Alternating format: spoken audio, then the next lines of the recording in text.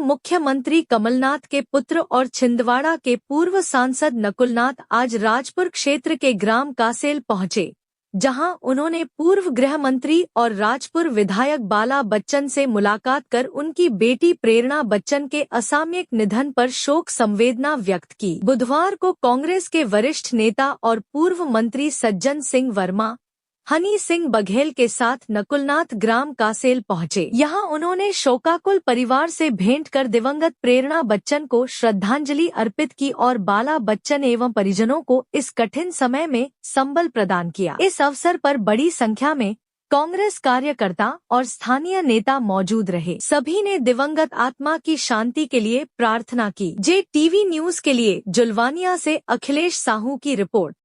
JTV news से जुड़े रहने के लिए हमारी खबरों को लाइक और शेयर करें, हमारे चैनल को सब्सक्राइब करें और अपडेट रहे हर छोटी बड़ी खबरों से।